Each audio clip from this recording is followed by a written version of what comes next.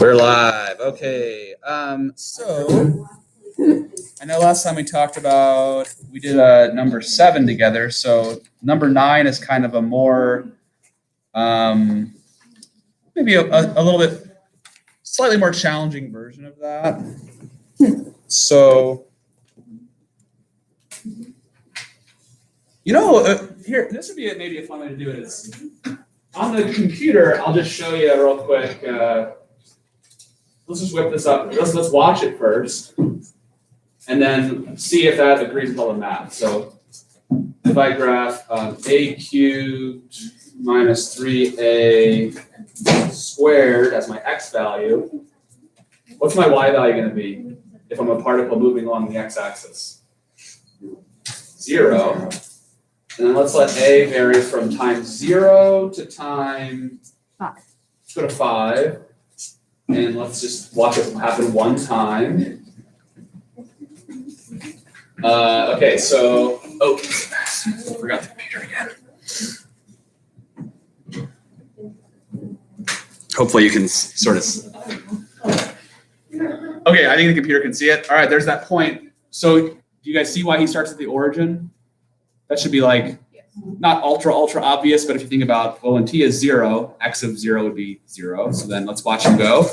He goes to the left.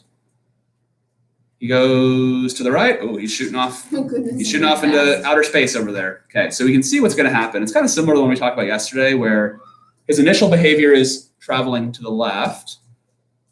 And we can already see that with the aid of the computer, can you make a guess at what his minimum position is? 4. So we're going to watch that bear out in the calculation that he actually goes to the left until he hits -4, and then he starts moving to the right. And what's he doing as he moves to the right? He's speeding up big time. So anyway, so there you go. There's your, watch one more time, just full thing. He goes left. And then he goes right, and he's speeding up as he moves to the right. So there you go. All right. Calculation time. The best. Let's draw his position function. So x of t is t cubed minus. All right, now. Is this a really easy one to graph? Is this something as simple as being like, it's just a parabola shifted or something? No. Does anyone know the good way to, like, how are we going to draw the position versus time function? Do you want to factor out the t squared? Factor out a t squared. Very good.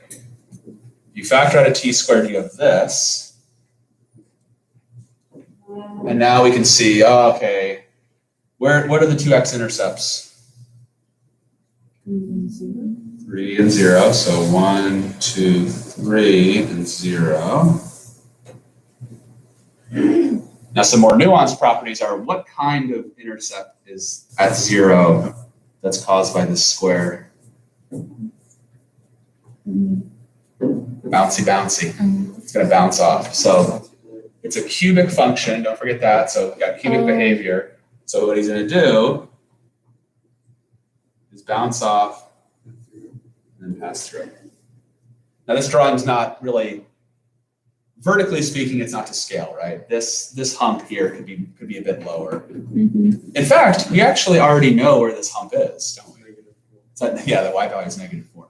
Ooh, so, okay, there's the graph. Let's graph the velocity function. By the way, could I get a rough idea of the velocity function based off just this graph? yes. I could, yeah. It's going to be positive slopes, 0 slope, negative slope, and then positive slope. Mm-hmm. You see that? Positive slope, negative slope, positive slope. So this function is going to go positive, negative, positive. And what kind of shape goes positive, negative, positive? Absolutely. A V would do that, but in this case, it'll be a parabola. Parabola. So, One velocity very function sharp would be 3t squared minus 6t, right? Now let's factor that again. So same idea. To graph this, I want to factor it. Factor out a 3t. Everyone cool with that step there? Yes. Okay, so at 0 and 2, we find the two intercepts. Of course, this 3 makes it a pretty skinny parabola.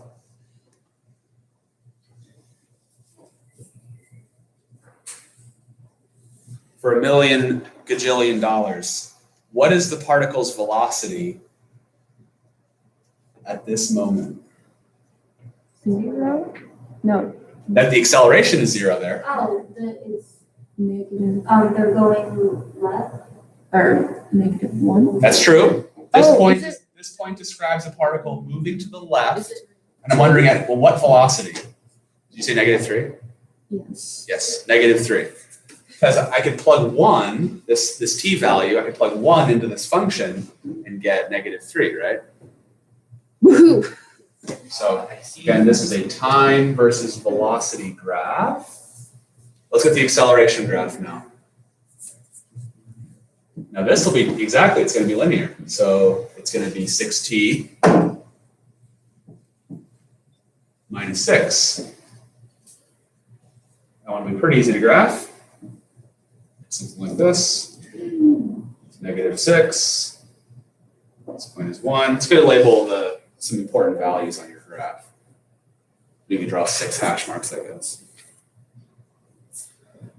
All right, so you see how this one's a little bit, I mean, this one's a bit more confusing than the other one because it's not a constant acceleration. The acceleration starts negative, but then becomes positive. So that's a little strange. Okay, let's answer the questions now.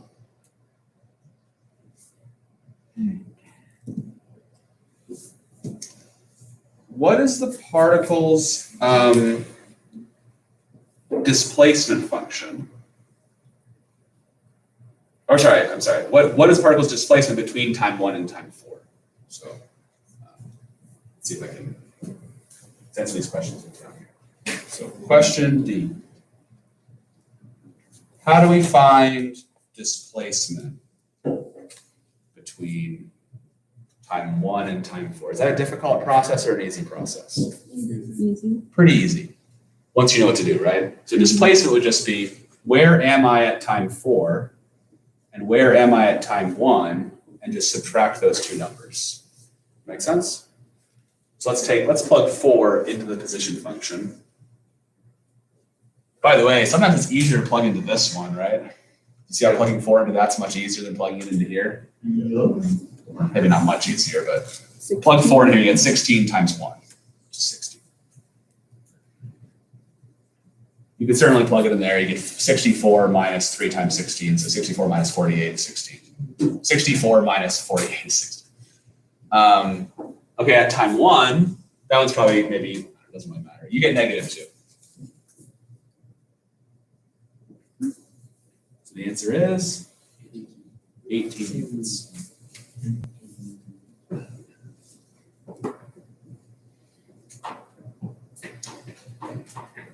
Okay, when is the particle moving left? When is the particle moving right? When is it stationary? So left, right, station. Who thinks they know when the particle is moving to the left? Who's anyone got it? Leslie, you got a good answer for that? That's when time is between. Where are you getting the 1 from? Or I mean 0. Sorry, I think you might be answering a slightly different question. I think you're right now answering the question, when is the particle to the left of the origin? The answer to that would be between time 0 and time 3. But the question's asking, when is it moving left? So that's like asking, when is the velocity negative? Yeah. Right. Like, So it makes more sense to look at this graph, right? That's what I was looking at. So it would be between time 0 and time 2 then, right? Yeah, I can't count, I'm sorry. It's fine. We're cleared up, that's good. So does everyone understand that one? That between time 0 and time 2, we're traveling to the left Mhm. because the velocity is negative? Yep. You can certainly look at this graph and say, when is this graph sloping down? But it's a little bit hard to tell that's exactly between time 0 and time 2. If you look at the velocity graph, it's a little bit clearer. So then, when am I traveling to the right? Well, that's just kind of the inverse of this. It's whenever I'm having a positive velocity. So when time is less than 0, or when time is greater than 2, sorry. And then when am I stationary? Stationary means velocity is 0, so this would be at when time is 0 and when time is 2. Do we feel okay about that?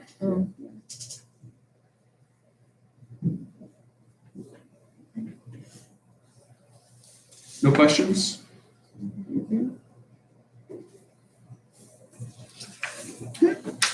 So,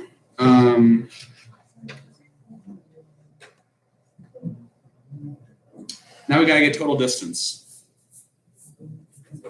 I'm running out of room here, so now you guys tell me which of these graphs is probably right now the least useful for the next two questions. Which one can I probably erase? Probably the acceleration. Yeah, the acceleration graph's not gonna. This will let us, I don't know, we can look at, what was the acceleration at time 3 or something, but that's not the questions we're being asked. So I'm gonna erase this one. Bye-bye. Total distance. So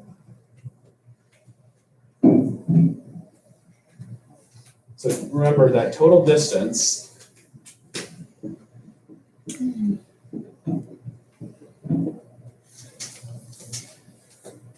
so we gotta basically treat all the distance traveled as being positive. So you gotta kind of use these in combination with each other. It says hint, sketch the particle's position function. I know we already sketched it, but I guess what I mean is draw a more detailed version of that with a big focus on I want to go from time 0 to time 5, so I'm going to try to draw a good picture. There's 5, there's time 3, there's time 2, 2 is very relevant, here's time 0. Does you guys understand why I picked those numbers to like highlight 0, 2, 3, and 5? Yeah. Does that make sense? So at time 0, so what you might do is something like make a time versus position chart and say at time 0, I was at position 0. Where was I? Well, let me ask you this. Why is time 2 so relevant? Why do we care so much about time 2? Because that's where it stops going down and starts going up, I guess. It's stationary. True. I would say left and right just based on the Yeah, left and Yes. right. So 2 is the time value when we change from negative velocity to positive velocity. So our animation, like time 2, watch when he turns around. Right at time 2 is when we change direction. So that's going to be really relevant for us. As you saw in the computer, the x value we're pretty sure is -4. How would we actually calculate that? If we didn't have a computer, well, I could just easily plug 2 into this position function. So everyone cool with how I'm getting that? Okay. Now at time 3, I've come back to position 0. And then at time 5 is a bit of a pain. It's not horrible though if I plug it into the position function. What do we get? 50. That's a good jump. Yeah, so he traveled, yeah, because his acceleration is so big. By the time, between like time 3 and time 5, he's got a pretty big acceleration, so he's gaining a lot of speed at every moment. So between time 0 and time 2, what was my total distance traveled? 4 units. And then I could jump straight from there to there if I want, or I can make it 2 steps. It's totally up to you. How far did I jump? So I went 4 units and then 50 more units, so 54. So my total distance traveled is 58 units. Cool beans? Yes. No questions on that? Okay. So, maybe this was not necessary. Might go, why'd you bother? Who cares? We knew the velocity was positive between 2 and 5. So just throwing that out there. You didn't necessarily need that, but to me, I'd probably put that on there. It would help me keep things straight. So, all right. What's the particle's average velocity? Now this is going to be really helpful once we have this chart. Now, sorry, I'm not going in order left to right here, but the average velocity is just the displacement over the time. So between time 0 and time 5, what's my displacement?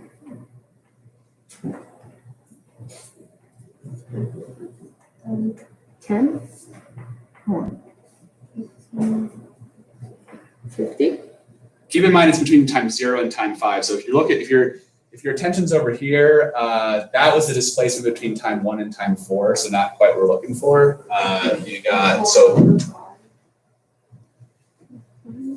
Does everyone understand why the displacement is 50? I start at time 0, my position was 0. Oh, okay. And at time 5, my position was 50, so that's a difference of 50. All you gotta do is subtract those 2 values. And then my total time was 5 seconds, or minutes, sorry. So Okay, that's where I was 10 going. units per minute. So they're using time values of minutes here for some reason. And then average speed. Remember, average speed is just total distance traveled over time. So we just calculated that number. This one's going to be 58 savage over 5. So that's, what is that, 11.6? Sure. Well, 5 goes into 55 11 Yeah. times, and there's 3 left over, and 3/5 is 0.6. So. Oakley dokley?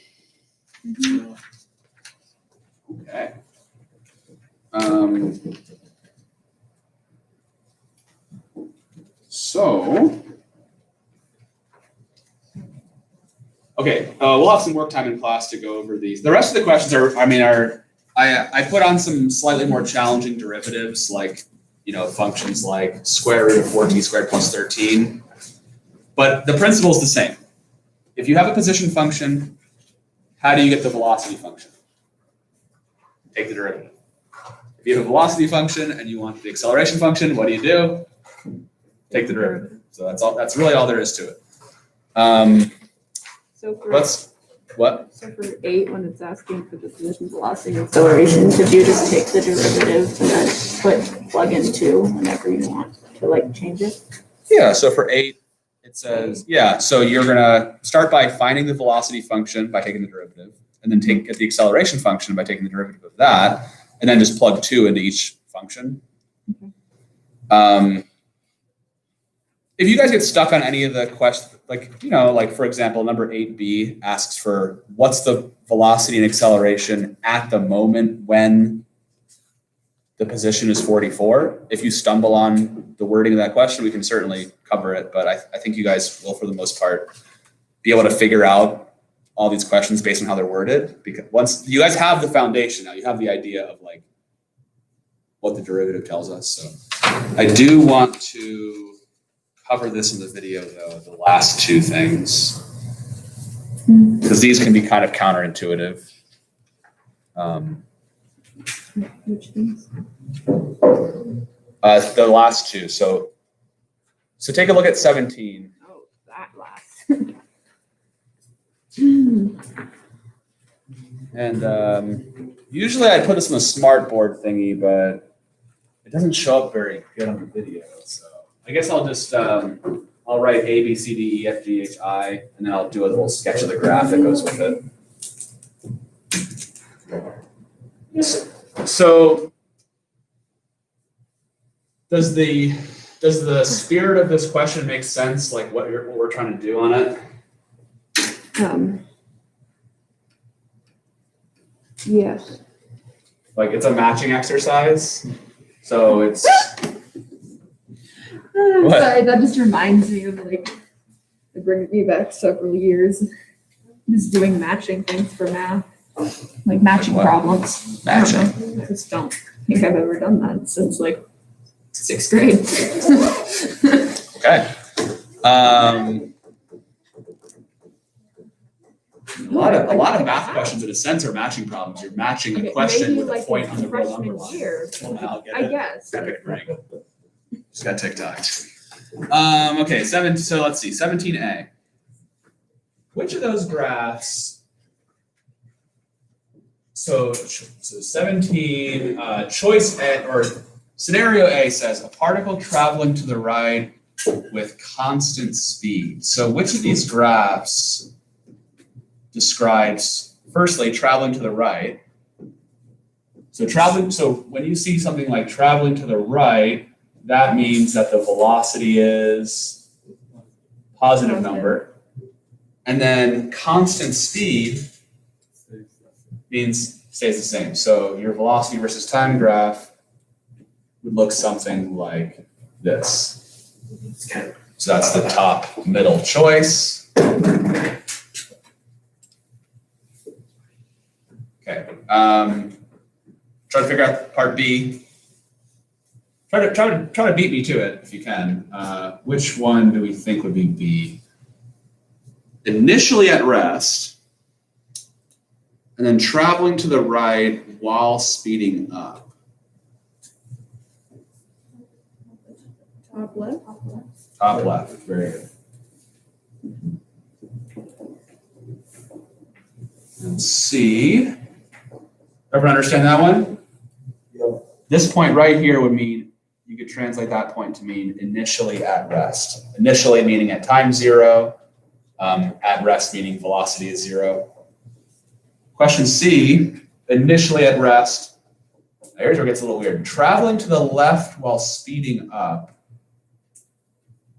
Middle right. Middle right. Middle right, yep. So that graph you'll see is, it gives us a bit more room on the bottom side of it. This can cause some confusion, but do you guys see what that would be? We'd call that speeding up. Mhm. Let's make it more confusing. Is the velocity increasing or decreasing? It's Increasing. decreasing.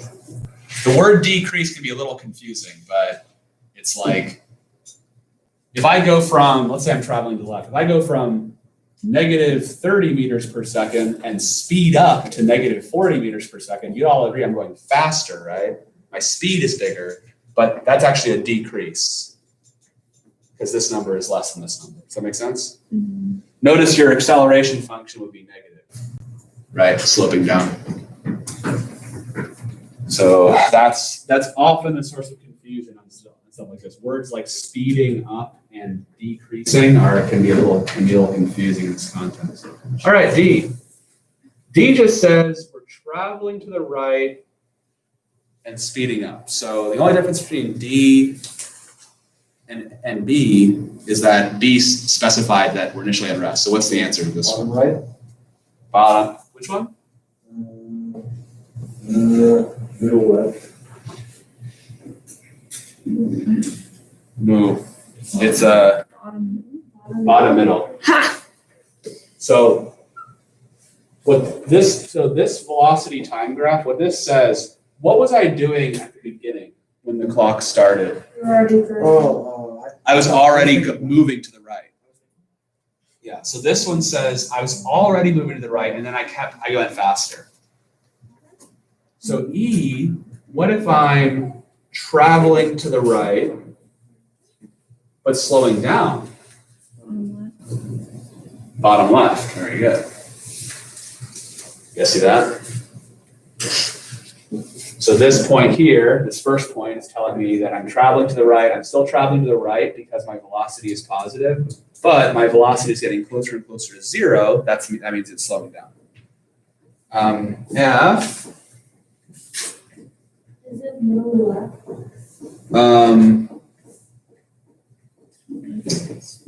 No. Middle. Middle. Oh, it's not. No. Bottom right. Bottom right.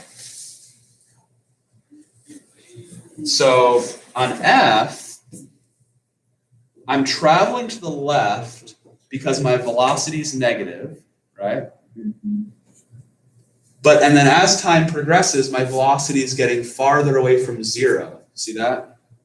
Yeah. So that means you're speeding up. If you are getting confused on these at all, I would recommend maybe making up some numbers. That helps people a lot. You go, okay, let's say I pretend that this is like -5 meters per second, and this is -10 meters per second. Then I can see that I am speeding up. I'm just going more and more left. G, what if I'm traveling to the left and slowing down? Middle, very good. Traveling to the left, so negative velocity, but my velocities are moving closer and closer to zero.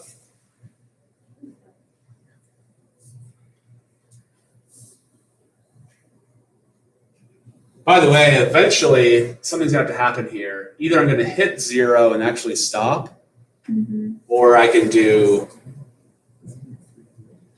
this is a old lady in a parking lot during Christmas. They just keep slowing down, slower. You ever someone like pull off the road in front of you and it's like they've hit their brakes, they're already going very slow and they just keep going slower and slower and slower as if their car is gonna like flip over if they make the turn at any speed greater than 5 miles per hour. This is what that is. How your velocity approaches zero. So anyway, H.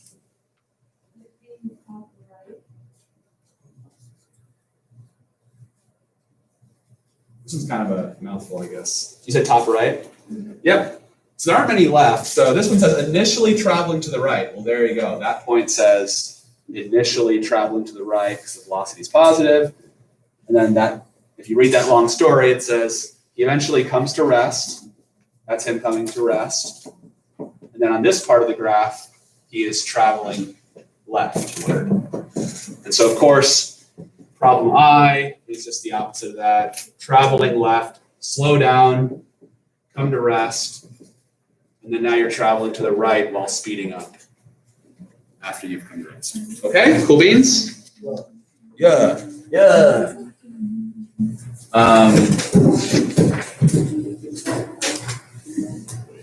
This is another matchy. Yeah, 18's very fast. Okay, matchy. So, Oh. do you guys see what we're doing here? You're matching a position time graph to a velocity time graph. So the graph on the right is what's the relationship between this graph and the corresponding graph? Slope is a big thing, yeah. This graph's going to be this graph's derivative. Yes, derivative.